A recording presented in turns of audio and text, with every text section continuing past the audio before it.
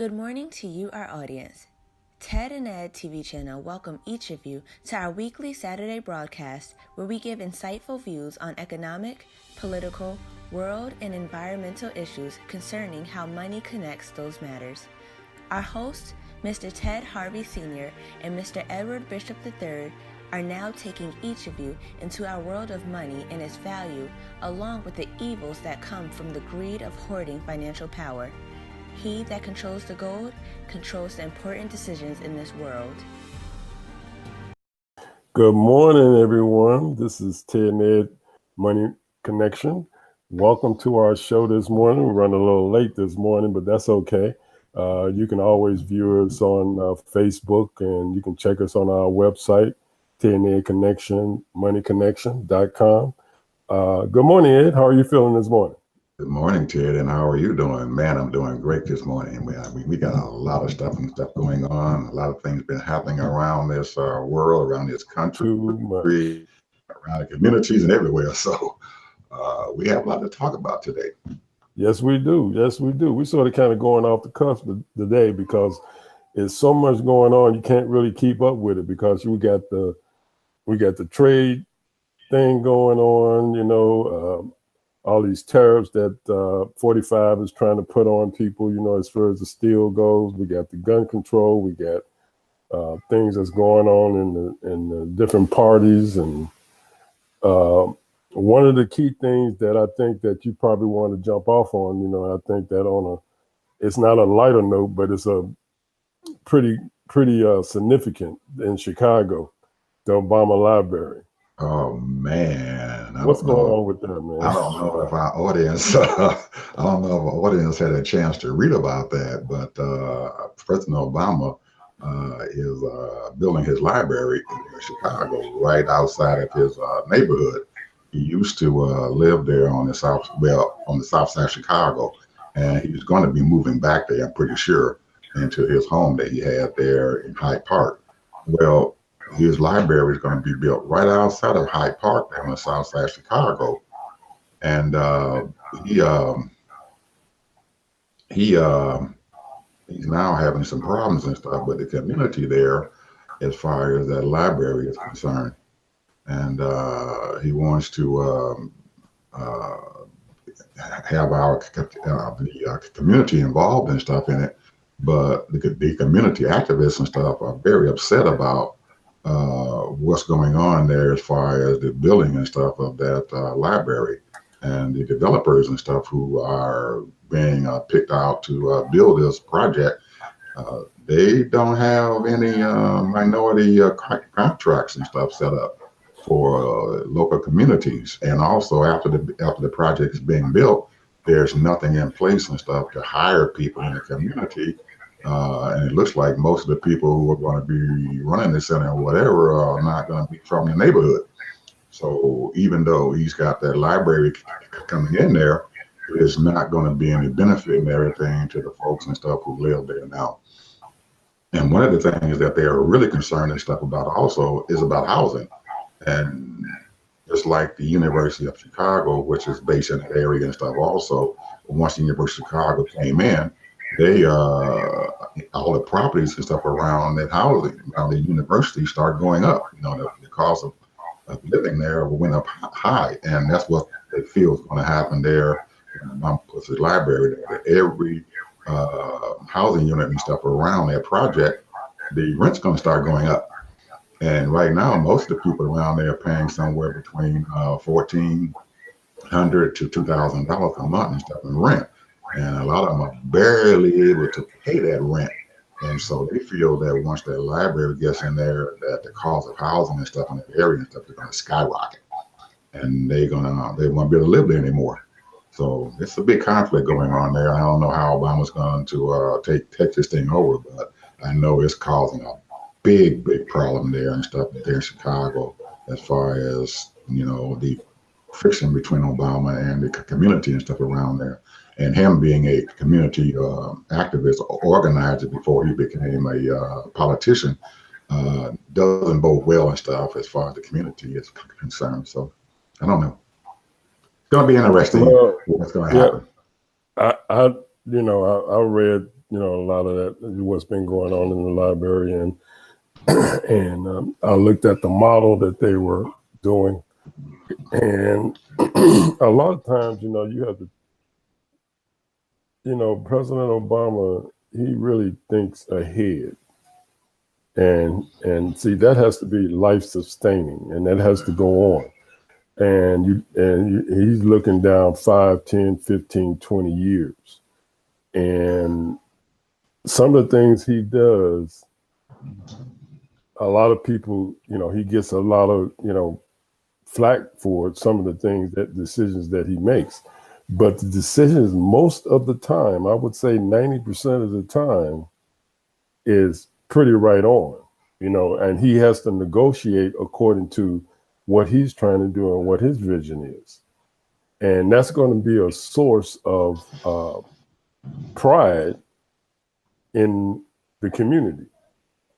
Now, the thing is that he has other things that he's doing to uplift, the Black community, and some of the things that he's doing is to uplift the Black community, and that's going to be inclusive, with what he's trying to do. Now, I believe that he has a vision for Chicago. I believe that. And I wouldn't be surprised that him or Mrs. Obama run for mayor. I doubt it. Very seriously. I'm serious, man. Michelle is tired of politics, man. Her husband has been in politics now for most of their children's lives and stuff, their early lives. And I believe now that Michelle is really does not want Obama to get back. I don't know yet. I'm telling you, man, she's constantly on Facebook. She's constantly on Snapchat. She's constantly on Instagram. She's constantly everywhere, and she's putting herself out there. She's getting interviews and everything. I'm telling you, she's giving interviews all over the place. She ain't sitting down, man. I'm telling you. It's a marketing thing, Ted. She is marketing herself. Her book has to sell big time. So they are marketing her for her books because, So you think this is all about money and making money? It's all about money. It's all about marketing. They did get a $60 million contract. Absolutely. And her first book is coming out in November. And there is a marketing thing going on to where these people out there, these companies who gave her that initial contract and stuff and everything to have her to write. She's supposed to be writing 2 books. So this is her first one supposed to be coming out. And then Obama has a contract and stuff for 2 book deal. And so she's staying very, very out there in the public's eye and everything because this is marketing thing. She has to stay out there and stuff. And so people will be sitting there chomping at the bit and everything to get her book. Almost like Fire and Fury, the guy who wrote that book and everything, he had that thing hyped up so much and everything that they had to put the book out a week earlier because, people wanted that book. And now it's #1 seller list out there. So she has to do that same thing and stuff to market herself, to put her brand and stuff out there. And if you don't continue to put your brand out there, people are going to forget about you. And when she releases her book and everything, a lot of people won't be out there buying it. But because she's out there in the public's eye, people are going to start waiting and stuff on her book. Her book is coming. Her book is coming. Her book is coming. So when you build that hype up and everything, you're going to sell more books. So that's what she's doing. She's out there promoting her book. I can't disagree with that. That's a possibility. But I'm just saying, because they have a lot of money tied in that. They have a lot of money tied into that, and I'm pretty sure. With Michelle being as astute as she is, the volume of the books that are being sold and stuff is probably tied in to her getting extra money and stuff and her coffers and stuff and everything because of that. And I'm pretty sure she did that. I'm pretty sure they have a borderline to where if you sell 3 million books and stuff, once you go over 3 million books, they've already paid them back and the publishing company has made their money. So once you get over 3 million books, that threshold, once you build that, anything above that and everything, then she starts getting more money and stuff from the sale of her books. It's Yeah, well, it's we'll it's a see. way it's a way of making money, Ted. You have to stay out there to make that money, buddy. And That's true. That's she true. has to get it. And I don't believe it has to do with the politics. I believe that they're done. I know Michelle is done. She says when she comes out there and says something, you can almost, just like Obama, you can put it on the book. She said, no, no, no, we are not running. And I guarantee you, ain't nobody going to change her mind, because this thing and stuff with her, with him running for Congress there and the legislative there in Illinois for all those times, and then becoming a U.S. Senate senator and stuff from Illinois, and then going into the presidency and everything. That's enough. And she's tired. She ain't going through that no more. She's not going through that no Time will more. tell, bro. Yeah, Time will tell. she's not going through that. That is too bad. And I believe that him and her, they are enjoying themselves. They still have Secret Service out there who are following them and helping them out and running them through whatever they got to do. But uh, he's able to go out there and be a normal citizen, and she is too. We'll see. We'll see. Time will tell. Yeah. So another thing, talking about the Democrats, the one thing that that has been sort of kind of in my crown, the coming 2018 election and the DNC chairperson Perez. Where has he been? What's going on, man? Because I don't hear. Only thing I do is I get all these fundraising emails, and that's it. Talking about what's going on. But I hardly ever see him. I see more of Ellison than him. Well, he's I think Perez is I think that he has taken on something that he is not qualified and stuff to do. And I think the DNC and the Democratic Party and stuff made a big mistake and everything by promoting him and using all kinds of different ploys and stuff and everything so he can become the chairman and stuff of the DNC, because there were certain people in there who had the money who wanted to control that DNC. And really, actually, I really believe that down the road, it is going to be looked at as a huge mistake and stuff unless someone else gets involved in this whole thing. He did make amends and everything to Keith Ellison and stuff, who was also running to be the chairman and stuff of the DNC. And when that election and stuff happened, he was all gung-ho about changing and rebuilding the Democratic Party and stuff and everything, and becoming more and letting the states become more involved and stuff in the goings on of what happens on the DNC. And I don't know what is going on behind the scenes, but I do know that from what I'm seeing so far and everything, he is not a very strong chairman. I think in his mind, he thinks he's a strong chairman, but what he is doing out there, I don't believe is going to really help the Democratic Party down the road. And I'm telling you, Ted, and all you people out there listening to me, that this is the best chance that the DNC has to win back the House and the Senate and stuff in 2018. And if they don't get their stuff together real quick, the Republicans and stuff and everything got a real good chance and stuff with coming back and keeping the House and possibly the Senate.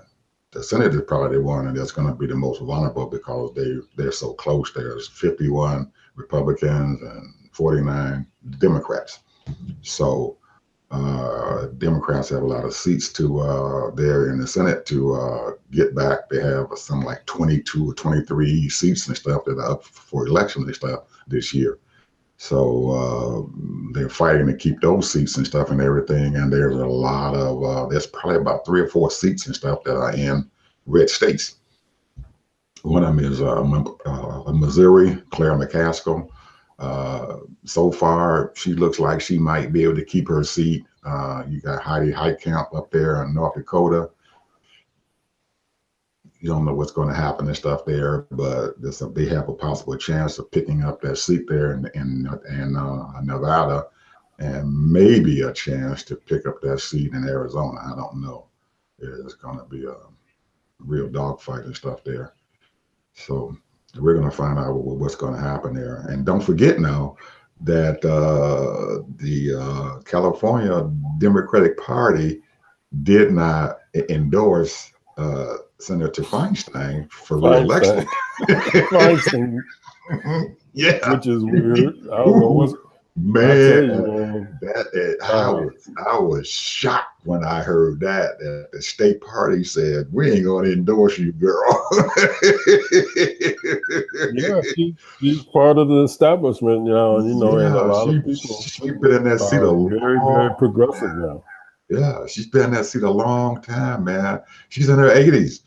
So maybe her age and stuff is what's causing all this to happen. I don't know.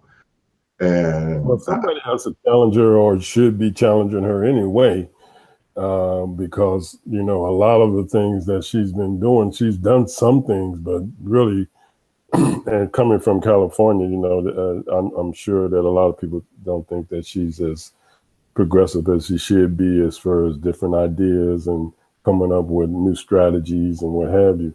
But a lot of these people, they don't work for the party itself. They seem like they work for themselves and their own ideas. And, you see a lot of, on the other side, they're out there. I mean, senators, congressmen, and they're always talking. They're always on TV. They're always on the radio. Well, she did something and stuff, Ted, that some of us, I guess, have probably forgotten about. By her being the second chair there on her committee there in Congress, they had an interview with the gentleman and stuff who was involved in that paper coming out, and the Republicans wouldn't release that paper. And the steel paper, and the people and stuff who were paid money to put that dossier and stuff out, gave an interview to the Senate committee that she is on, and the Republicans voted not to allow his testimony to come out, but they wanted the testimony to come out and wanted people to see what was going on as far as that dossier was concerned. Well, her chairman and stuff said, "No, we're not going to do it." But old Diane took it upon herself to put it out there to the public viewpoint. And she took a chance by doing that. I mean, a real big chance by doing that and everything. And that kind of, for a while there, I was looking at her and stuff and everything. I said, maybe this old lady is not too bad. I don't know. But a lot of her people and stuff there in State of California thinks that she's too conservative, and they want her to be a little bit more liberal and stuff as far as her ideas and as far as how she feels about State of California, because State of California is a Democratic stronghold. They Democratic to beat the band, and they already are the largest state and stuff in the world as far as population, and they're getting bigger. So well, think about this though. I like, I've always liked Barbara Boxer. She was one of the U.S. senators in California, right? And she handed over the mantle, and now they have another female senator who happens to be, what is her name? I think her name is Harris, right? Harris, and she's doing a great job as far as I'm concerned, because she's putting herself out there. She's always on Facebook, all the different social medias, talking about issues, and they even talking about maybe a possibility of run for 2020.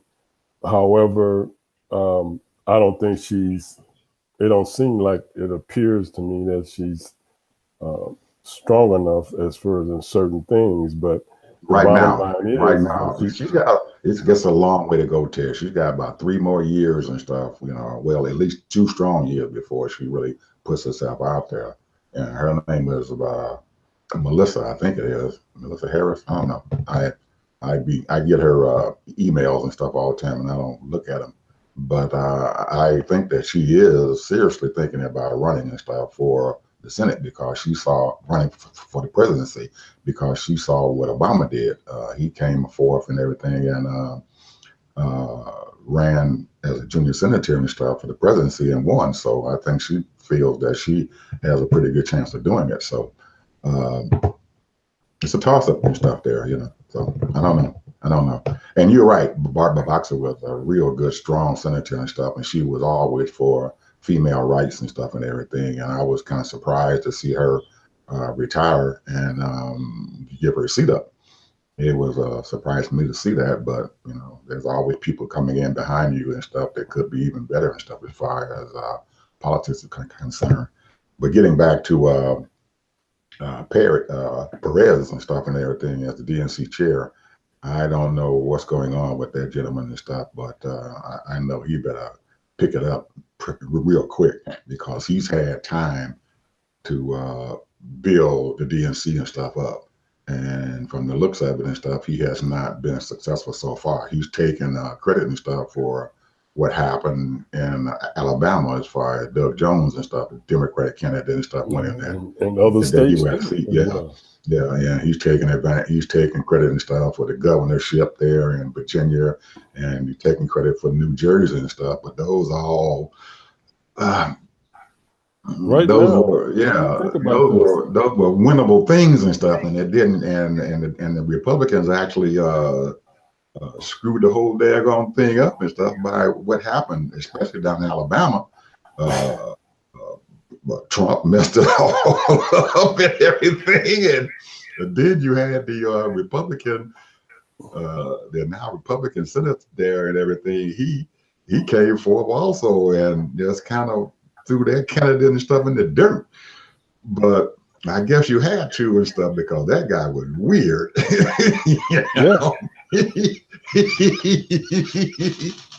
He was really close to a child molester. So I'm pretty sure that the Republicans didn't want to be known as having a child molester up there in the U.S. Senate. So I don't know. It's been a real weird season out there and stuff as far as politics are concerned, Ted, because as you can see with all this other stuff and everything going on, and every day, man, there's like a real weird thing going on there. And one of the things that's going on in that West Wing of the White House, it is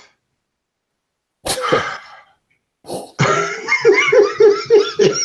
my goodness, man, this dude is 45 is 45 everywhere. is crazy.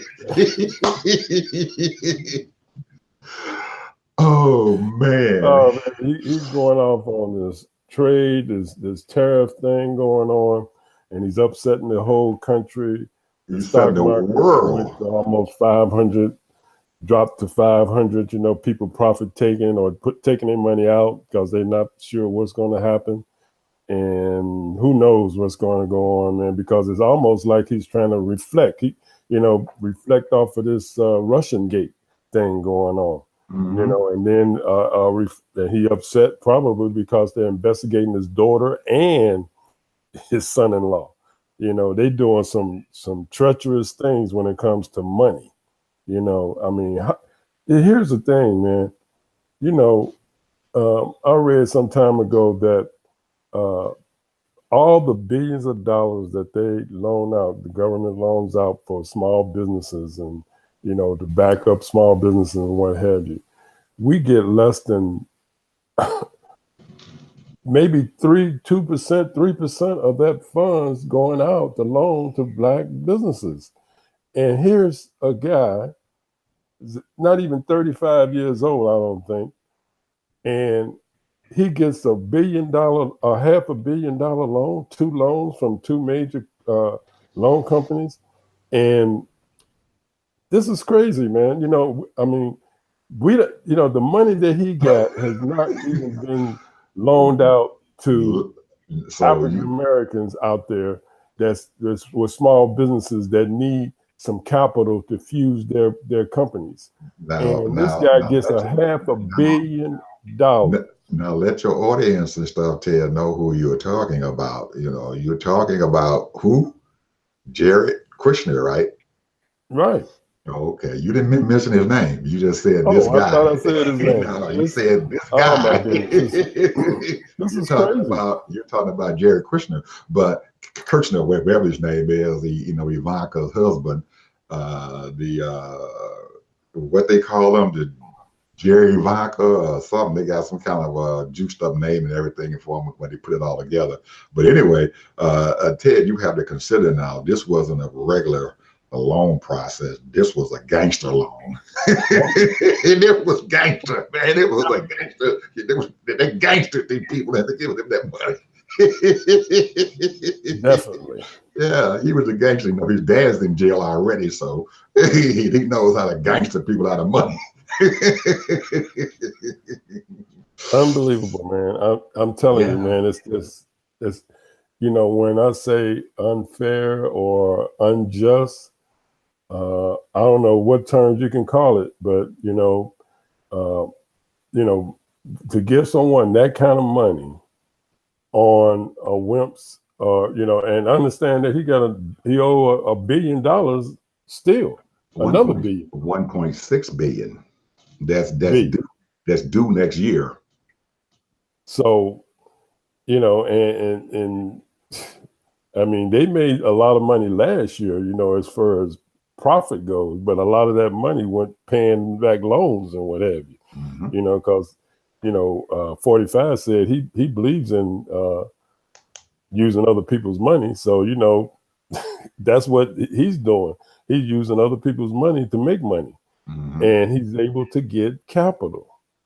And, I've had this type of experience before, working as an accountant, when I work for a small manufacturing company, man, and that's what they do, and allow them to do that because they know, they help them progress, because as long as the money keeps flowing in from the bank and they're able to get those lines of credit or those small loans, and then you don't have to, you pay some of it back and then you re-up the loan again.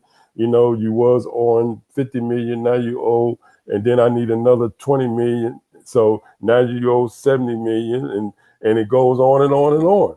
And it keeps going on. And these bankers and these central bankers and small bankers do this consistently with these companies. And then a lot of them fail and they lose money. And who pays for it?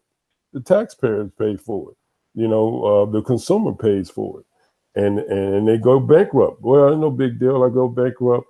So what? I don't have to pay for it. That's under my company. I'll just open up another company, start another company, and that's what they do. But when it comes to doing loans for African Americans, it's forget about it. They turn you down the first time you try and continually, and you got to make sure that all your T's are crossed and your I's are dotted before they even think about giving you a couple of $100,000 or whatever. We're dealing with hundreds of thousands of dollars. They're dealing with hundreds of millions of dollars. And this is, it's just so unfair, man. It's just ridiculous. So unfair. And I don't know what we can do about it, because, I'm going to tell you right now, and I'm going to sort of kind of go on a tangent on this one, because the one thing that, I was listening to Roland Martin's speech to one of the universities on the East Coast or South. I don't know where he was speaking at, but one of the colleges. And he is absolutely right. You have to follow the money. You have to follow the money. And if people don't wake up and follow this money, who's loaning whose money, who's doing this and who's doing that, you get all these government federal funds for universities and what have you, and African Americans, Black people are not included in those contracts, and and the same thing when it comes to doing business to business. A lot of people will not do business with Black people, African American people, but they want our money. We're over $1 trillion, in consumer spending, and yet still people do not want to do business with us when it comes to when we have our businesses. Now, it's a lot of people that's doing it. There are a lot of, when I don't like to call white people because they're not really white. What they are is German, Irish, on and on, Italian, Europeans, and all that. But the point is that we are Americans just like them, and we want to do business. We are capitalists. And then you wonder why a lot of people are turned off from capitalism. When you're not playing the game fair. And what this guy got this $500 billion loan, that is not fair. 35 years old or whatever age he is, and we can't even get that total in our own, for the black people in this country. We should be getting billions of dollars of loans. If that's the reason why they wonder why the community is some of the communities are the way they are, is because people trying to do better. How you gonna do better when you don't have a cash flow? You gotta have a cash flow, man. Because if you got people that's paying rent, then you gotta upgrade those apartment buildings. You gotta upgrade those retail stores. You gotta constantly have, upgrade and renew. You need new computers. You need this. You need that. And so therefore, and then you wonder why you ride around in other communities and you say, wow, when did that build? When they build that up? When they do that? When they do this? You got apartments all over the place, man. New apartment buildings everywhere. Somebody is loaning people money, and it's not going into the black community. Anyway, that's my spiel on that. I'm telling you. I have. It's so frustrating, man, and I can feel those business people. Yeah, I have a unique take and stuff upon that, Ted, because I have to say that we as urban folks or people of our ethnic group and stuff have to take responsibility and stuff for part of that. And the reason why I say we have to take responsibility for part of that and everything is because we understand that there are certain standards and stuff and everything that these banks or these financial institutions are going to hold you to. Now, Jared Kushner and stuff, I guess, is a unique situation and stuff in itself. Because he is got a lot of power and stuff behind him. He got the office of the presidency and everything that's sitting there behind him, and a couple of the people and stuff and everything that he got that money and everything and stuff from gave him those loans and stuff because him being the ear of the president, they wanted to have a place and stuff there inside the White House. They bought themselves an ambassadorship. They didn't get it, but they tried to buy them that, and they had enough money and stuff in which to do that. So we have to realize that we have to put ourselves in a position and stuff to where we have the money that we can give to our own folks. We have to go out and start realizing that where does the money come from? It comes from the banks. The banks have access to the money because they can go to the Federal Reserve, and the Federal Reserve gives them that money for low interest loans and stuff and everything, so they can loan the money out to their friends. And that's what's going on. You look here in the South and stuff, they're right there in Tampa. I would bet you that most of the folks and stuff who are building these properties and stuff and everything and stuff have friends and stuff who owns banks, and they loan them this money so they can build these properties because that's their friend, the good old buddy system. And we need to have something to where we can obtain and stuff our monies and stuff from. The number of black banks and stuff has really declined and stuff in these decades and stuff that we have now. We need to get back to where we own these banks. Go back and start building up our own Federal Reserves and stuff and everything, where we can go out and own credit unions or banks and stuff to where we can go to them and get our monies and stuff and everything from them so we can build up our community. And then we have to have the wherewithal to be able to realize that there are certain things that you have to have and stuff in your community that is needed. If you look in a lot of Black communities, you walk around and the garbage and stuff is laying all over the place. Clean up your place and stuff, and make your property valuable. If you're buying a home, make that property valuable. You have to, like you said, in business and stuff, you have to keep building up your business. If you got an apartment building, you have to go in there, you have to invest that money back into your apartment building. Instead of taking that money out, invest that money back into your apartment building. Make sure that apartment building stays clean. If you go around a lot of these other apartment complexes and stuff, they spend a lot of money on making sure that their apartment complexes are clean. If anything breaks down on the outside of the place, somebody is right there to fix it. They make sure that their lawns and stuff and everything are well manicured. There's no paper and stuff sitting out there. I feel you. Yeah. All that's wonderful. Yeah, all that's wonderful. But we have to do that and stuff. Like, even though. Wait a minute. Let me say this. Okay, I'm gonna take the classic example. Vegas. One of my favorite places to go vacate. And I'm gonna tell you, how many buildings have they torn down over the years? I'm talking about multi-million-dollar high-rise buildings, and built a bigger and a better one.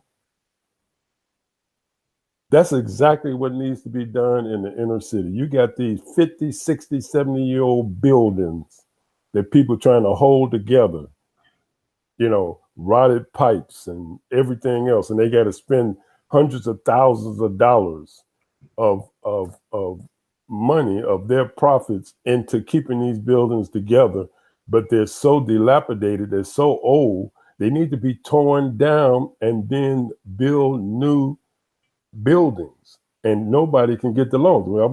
I want to sell this piece of property. I want to take a loan on this piece of property and tear it down and build a new one. But the capital is not there. They're not giving that capital away. They're not loaning that money out. Because I can build 24 apartment buildings where I used to have 12 on this same property. And now I got more renters, but they're not going to do that. They're not going to do that, because you know why? They're going to have ordinance. They're going to have, you can't do that. It's going to cost you more tax money. They're going to raise the taxes on you and everything else. The insurance is going to go up triple. So when you try to monetize the inner city, that's why you got so much gentrification right now. What they do is the people can't keep the apartment buildings. They can't keep the homes. And they go in and they say now they're buying it at a third of the price, if not cheaper, and tear those down. And then they come in and they build, and then they take over the neighborhood.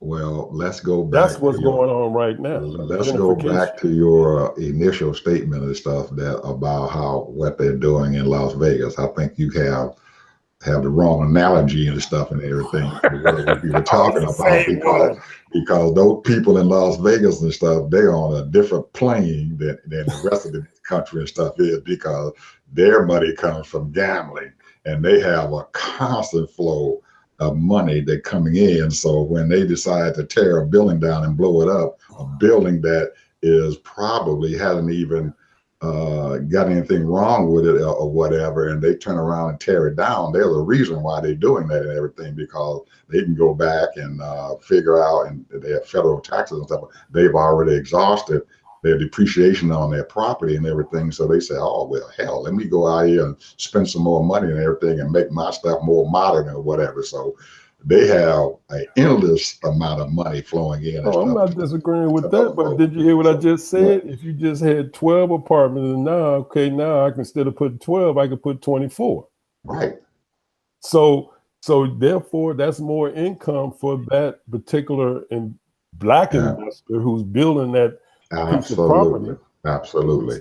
And, so he would have more money, so therefore that's guaranteed. And I take you back to the fact and everything that we have to understand that, yes, we have that limitation and stuff there, to where banks don't want to give us money because we don't have a proven track record of paying our monies and stuff back, or giving or taking our Just whatever like we them. have, and they don't, Like them. and there is A not, lot of and they they don't don't have pay their money back neither. well, it They don't pay their is, money back either. You but know, you can't compare that, Ted. If you can't continue to say that they compare us with them. And we have to figure out how to make our own stuff here and everything. You can't oh, just I'm not disagreeing with that. yeah, I'm not disagreeing with that. because I'm not if people disagreeing with that. don't give you what you want, you got to make your own. And that's the point that I'm trying to make. We have to start making Absolutely, our I own. totally agree to that. Yeah. But don't sit up here and make like that. You know, you using $1 trillion of black consumers, $1 trillion, $1 trillion. You know, we are in the top 10 of actually, if we were a country, you know, we'll be in the top 10, basically. Mhm. You know, so what I'm saying is that, you know, where is these capitalists, so-called capitalists, that's supposed to be fair, you know, and they sitting up here taking all this money from the government, building roads, highways, and all of that stuff, taking all this money from all these government contracts and what have you, and then they're giving out all these little very low interest rates consistently to these business people, and a lot of them, some of them make it and some of them don't. And the point is that some of us need to make it and some of us don't. Same way. But now they look at the color of your skin. It's just like they looked at that boy, that man, I shouldn't call him a boy, that man, what's his name, that comes on MSNBC, and the guy told him, he said, what we should, why did we hire him as the chairman of the Republican Party anyway? Because he black? Oh, you talking about Michael Steele? What's his name? Michael Steele. That's right, Michael Steele. And Michael Steele got offended.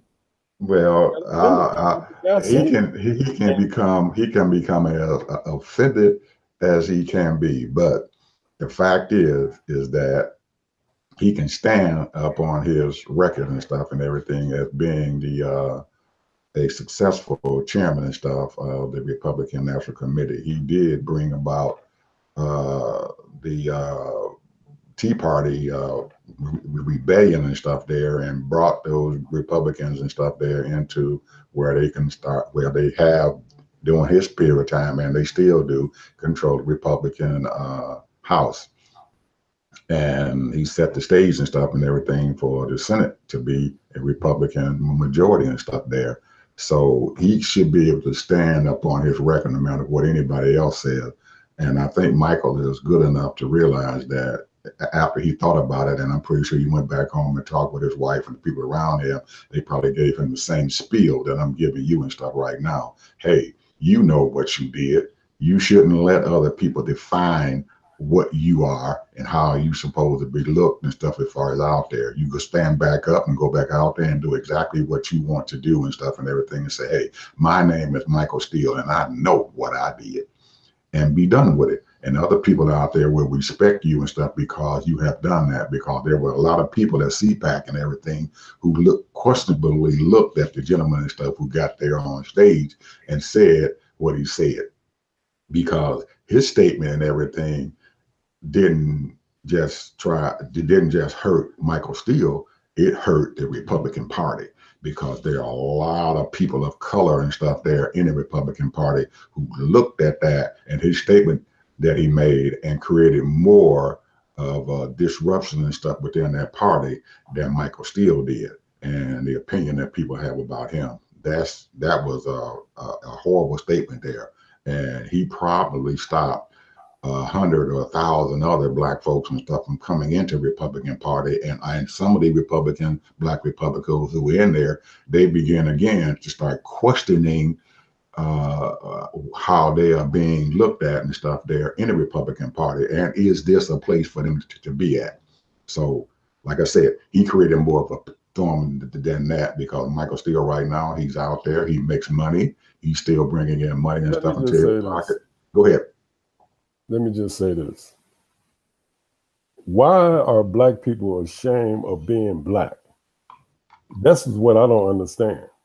You know, you ain't got to broadcast it. People know that you black already, and they already know that majority of the time you're going to be for your people, just like the Irish going to be for their people, the Italians going to be for their people, and on and on. Now you can be fair as far as that goes, and be, you know, actually be equal. But the point is that, you know, there is no shame in being black. He's a black man. So therefore be proud of who you are. You know, colorblind, ain't nobody colorblind, man. That's a bunch of malarkey. You know, when I walk up to something, they know exactly what I am. I walk up to buy something, they know exactly what I am. I'm a black man. So colorblind, ain't no such thing as colorblind. Ain't no such thing as that crap. You know, be proud of who you are and where you came from. And that's the problem. A lot of people trying to say, well, you know, you ain't like the rest of them. Then, you know, they used to always say that to me. You ain't like the rest of them just because I'm professional, just because I'm courteous, just because, you know, I know what I'm doing. You know, I'm not like the rest of them. What are you talking about? The rest of them.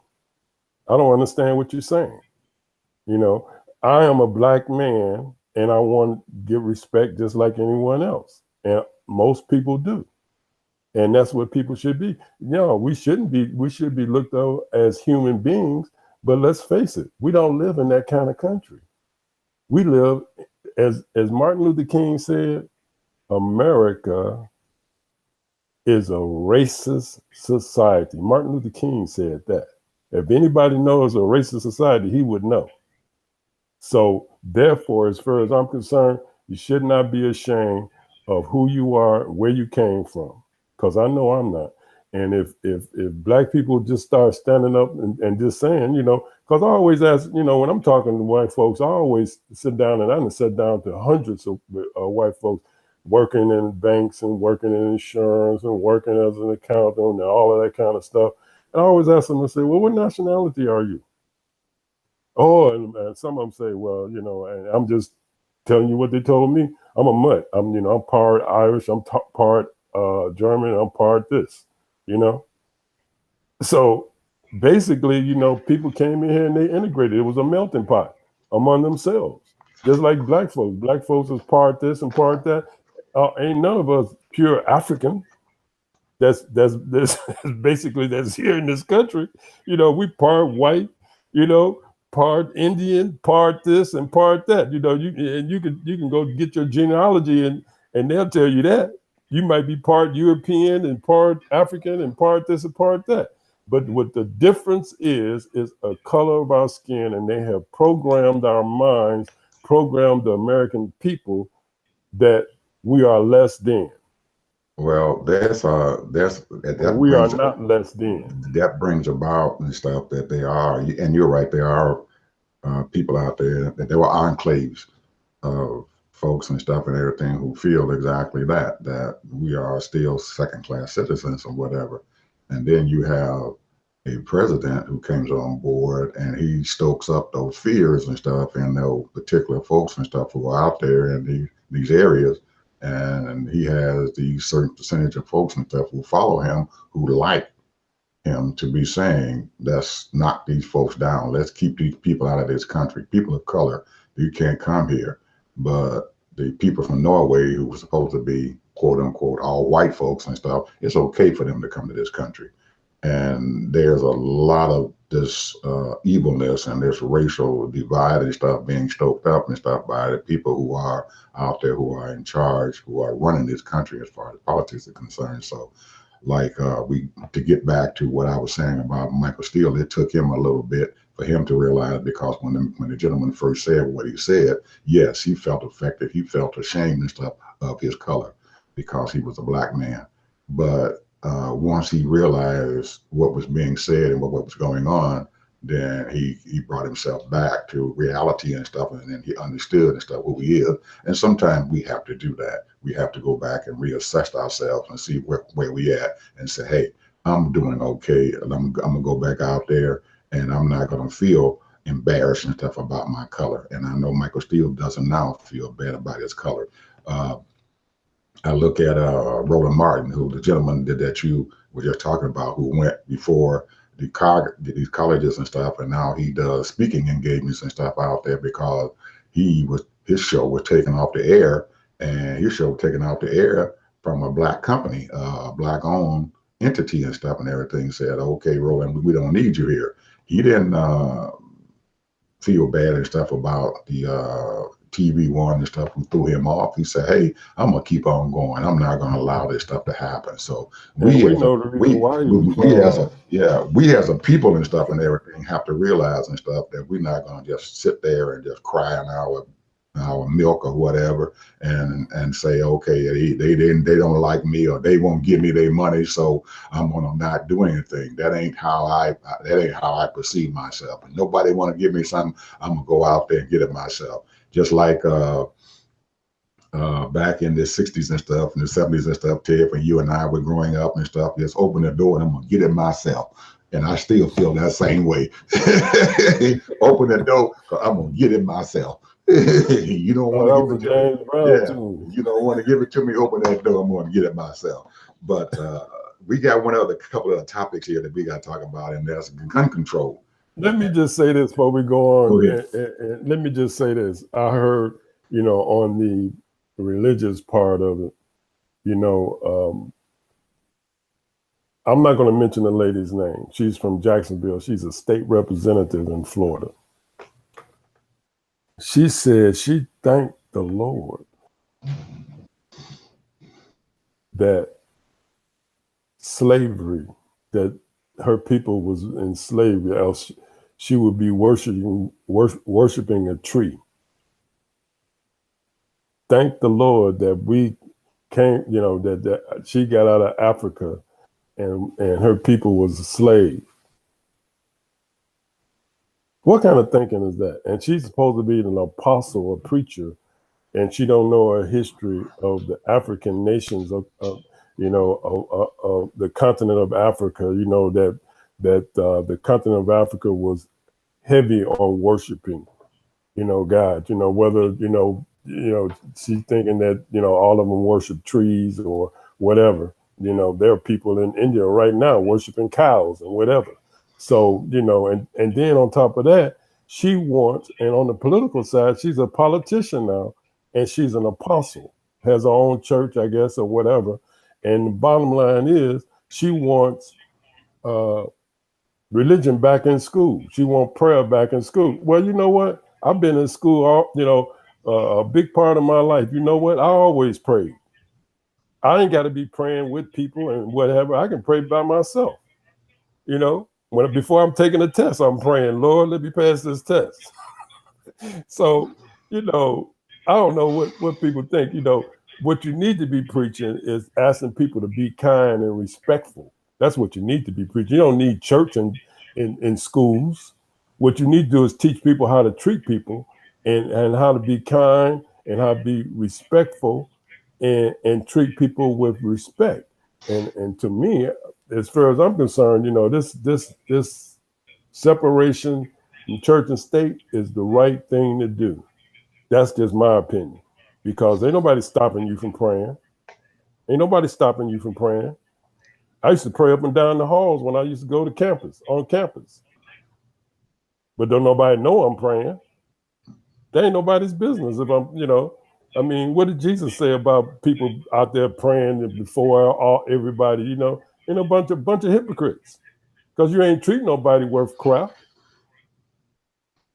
Well, evidently, Ted, someone must have thought that her opinions and her ideas were okay because they put her in office. I don't know. She got a lot of votes. She got a lot of votes. She got 93,000 votes. She's in office all right, but we'll see how it's going to end, because I ain't knocking nobody from preaching the gospel, and that's wonderful. But as far as I'm concerned, it needs to stay out of the government. That's just my opinion, because then you're going to have, you want to put it in the school. How many religions do you realize there's over 4,300 religions in the world? What you going to do? You're going to have every religion representative in the school system? You know, you got Satan worshipers and everything else going on, you know, so they're gonna feel discriminated. Then you're gonna get lawsuits all over the place. Just as trying to destroy public schools, that's all. You got private Christian schools. You want to go to a Christian school, go to a Christian school. Yeah, You well, can pray all you want. they got a lot of them down here in the South, Ted. Who gobble of them down in the South? They have more private schools down here than anything. So, anyway, gun control. That's just how I feel about it. I understand. Well, gun control. Over here, over there. Over here, over there. You want to do that? Over here, over there, right quick, and then you can go into your. We're gonna talk about gun control. I guess you want to talk, but I just want to mention this right quick. China has got something going on, even though they have been living off of the Americans' back. You know, we have brought so many billions and billions and I dare say trillions of dollars into their country to help them along capitalistically. You know, we got all kind of thousands and thousands of businesses over there building doing all kind of things. And, you know, we can't make nothing. We can't even, you know, process our own food. We got to send it over there and then they bring it back over here, you know. But what they're doing is with their Yang or Young or whatever they call it, YUAM, what they're going to do with their money, they're going to use their money to purchase their oil. They have to import almost $1 trillion worth of oil every year to survive. And they're buying oil all over the country, you know, all over the world. And so therefore, when they pay these people, they're going to be paying in their money. It's not in American money. You know, American money is mostly, you know, dealt with between banks and whatever, and they convert it and do this and do that, you know, and all that. And so now what's going on is that's how China is getting their power. But China would not be in existence. They'd be starving to death if it wasn't for the American businessman. You know, it wasn't for the Americans, people buying their products. You know, they build cheap stuff. They was building years ago, you know, they build stuff over here, wouldn't be no good. And a lot of stuff still, they send it over here is no good. But the point is that a lot of American companies went over there and they updated their technology and everything. You look at Apple, you know, got over 200,000 people working for them over there. You know, that's crazy, you know, and then now they're talking about China is going to be the big world power. Yeah, they got over 1 billion people over there. You know, you got almost 800,000 workforce, you know, so therefore, you know, you're going to be, your economy is going to buoy up, you know, even though your economy is like 13 trillion and we are at 19 trillion and we're only 340 million people, you know, and the reason why we keep inflation down is because we have cheap labor. We use all these other countries all over the world and they bring in, they give cheap labor. And so therefore our goods are less than the normal that it should be. Well, isn't that why we don't have inflation right now? Isn't that the same idea that Trump had when he decided to enact a tariff and stuff on steel and aluminum? If you would go back and look at the initial statement that he made, he did that. He said he was going to put a tariff on steel and aluminum because of China and what China was doing and everything and stuff with us. Now, he didn't really realize and stuff that most of our steel and aluminum does not come from China. It comes from Canada and Brazil. So he looked at that and everything probably the same way as you did, but he's dealing with it in a wrong way. That you need to find out before you start enacting a tariff and stuff because you're upset because of what China is doing and stuff with their yen. You need to figure out and stuff and everything how to affect China and stuff and not be you know, where you are affecting other countries and stuff that has nothing to do with why you are doing what you're doing. Because like I said, initially he said he's doing this because of China, but we don't get all of our steel and our aluminum from China. That's right. So sometimes and stuff, when you start looking at those things and stuff like you're talking about as far as the yen versus the dollar is concerned, is what China doing going to really affect the US dollar, or is there some other way that we can stop them from using the yen and stuff as a dollar? Because right now, the United States is exporting oil. They are no longer an importer of oil. They are exporting oil. So if you are exporting your oil, and China is one of the people and stuff who you are exporting your oil and everything and stuff to, you can force them to say, okay, you are not getting my oil, and I'm not letting you pay for my oil and stuff unless you pay for it in dollars. So in that sense and stuff and everything, you are in essence stopping China from using the yen, or because we are an exporting country and stuff and everything now, as far as oil is, what's stopping us from going to the OPEC and telling OPEC the same thing? We are not going to allow this to happen. You need to start trading in that dollar. If you don't start trading in that dollar and stuff, we're not going to do anything. So sometimes there's other ways and stuff and everything where people are doing some things that you can stop them from doing it. Because you're right, if they want to pay for all this stuff in yen and stuff, but if they can't get the oil and stuff in there, because the United States said, I'm not going to let you have my oil unless dollars and stuff, then China has to relinquish themselves and say, okay, then I'm going to have to buy your stuff in dollars again, just like I've been doing.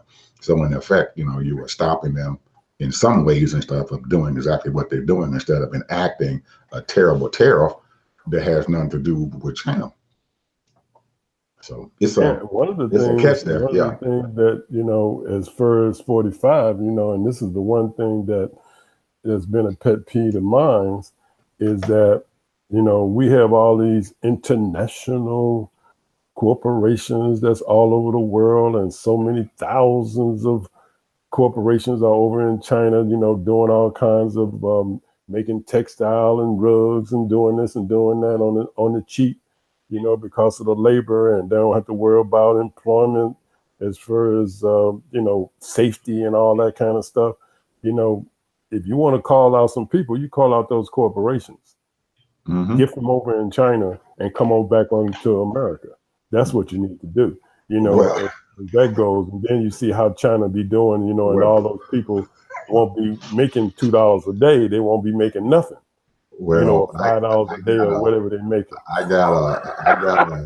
I truly have something to say about that and stuff, Ted, because like I'm just talking about the yen and dollar and stuff. Sometimes you have to realize what's going on there and deal with it in a different way.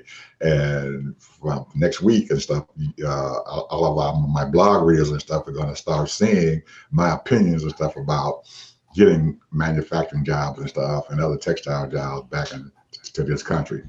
I got some other ideas about that, and I want to be writing about that and stuff most of next week. So look out for it, everybody. I'm gonna have some articles in there talking about the global economy and where we need to be at and stuff as far as getting ourselves into higher paying jobs, other than getting some jobs that's only going to pay us $8 or $9 an hour.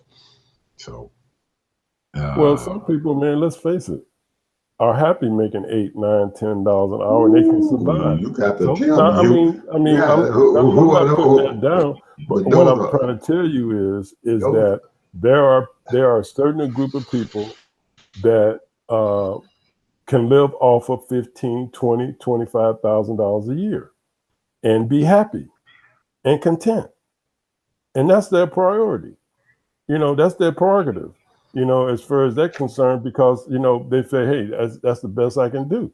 And some people end up getting skilled, and they can do electrician, they can do carpentry, they can do all kinds of things, and they get paid $25, $30 an hour. Right. So the point is that we live in a multi-political economy, all kinds of skill sets, and some with no skills. So therefore, that's the country that we live in. So I don't put anybody down for what they do for a living. If you don't like what you're doing, hey, improve yourself, go to school, get a trade, get more education, and do all the things that, what you want to do. We live in a free country. But some people will work in a factory and make $9, $10, $11 an hour. And the only reason why they want to raise is because of inflation, because every year, 1.8% our money decreases. I don't believe that we have a huge segment of our society who likes to make $25,000 an hour, and they got 2 or 3 kids. No, I didn't say a huge segment. I'm just saying there are people out there they're not necessarily all that excited about it, but that's what they're making. That's what they're making. But like I said, those people that want to move up in society, they're going to get their college degree, and so that they can make that $20, $25, $30 an hour, or they're going to get that skill set where they can make that kind of money. Those people that want to make that kind of money. Some people work 2 jobs. They'd rather work 2 jobs than go back to school and learn a better trade. That's all. And I mean, but we live in America. We can do whatever we want to do. If you want to be a bum, or as they call a bum, a homeless person, you can do that. You can live off the street. Here in Florida, you can live off the street, man. They know what time they feed you. I'm serious. They know where to go, where I can get me some food, and they can stand on the corner and ask for $1 or $2 where they can get some water or whatever. So we live in America. This is a free country. People can do what they want to do. But the point is, why are you going to sit up here and you're going to sabotage the country and send all those working factory jobs overseas? And even if it's automation, you can train people here to do automation. They say AI is going to take over everything. Okay, that's fine. But you can train people to do AI too, work those machines. Somebody got to pull the lever. Somebody got to push the button. And like you said, we in a free country, and we have a right to do what we want to do. And those businesses that you're talking about have a right to take their jobs overseas if they want to do that. And that's what we want to do. Right, that's un-American. No, it's not un-American. You said they have a right. You say they have a right to do what they want. They might have a right, but it's un-American. You have a right to un-American. Just like it's un-American. Just like it's un-American not giving black folks loans. The right to be a bum. You have a right to be a bum. You have a right to do whatever you want. You have a right to be a prostitute. You can go to Vegas and be a prostitute, or you can be a prostitute undercover. So therefore, and that's their hustle. Okay. So, but what I'm saying is it's un-American when you take your company overseas and then bring your products over here and make a profit. But they have a right to do that. They have a right, whether they are un-American or not. They have You're not supporting the American people. And if you have supporting foreigners, if they have a right to do that, then ain't nothing that we can do about it other than trying to figure out how we don't buy their stuff. Whatever. Because I do the same thing and stuff now and stuff. Because I look anytime I go online and stuff to tell my internet company and stuff and everything, I got a problem and stuff. Well, I got a problem with my cell phone, my cell phone. I'm not getting what I want to get. And the first thing I do when I dial that number and stuff, they send me over there to the Philippines and stuff, and they allow them to take care of their customer service. They're exporting that out there. Well, I have a right, just like I told AT&T that, hey, I'm not going to be calling over there and having some foreigner and stuff talk to me and tell me about what the heck I'm doing. So like you said, I have a right not to do that. Now, I think that's un-American also. Well, but they have a right to do that. That's AT&T, but I don't have a right to accept their service or whatever. So I'm going to get rid of them and find somebody else who has their service and stuff here. But most of the companies that you're talking about and everything, they done already sent all their customer service things and stuff over there to the Philippines, and that's where it's at. So, hey, anyway, Mr. Harvey, we about at the end of our show, man, and we could be going on for a long, long time because we got a lot more sitting here, but we need 2 hours. We need 2 hours. Well, I want to let Maybe the 3. audience know. I will let the audience know next week that we're going to have a young lady and stuff, one of our college students and stuff there in the area of Chicago, who's going to be online with us talking about her experience and stuff out there in the world and stuff.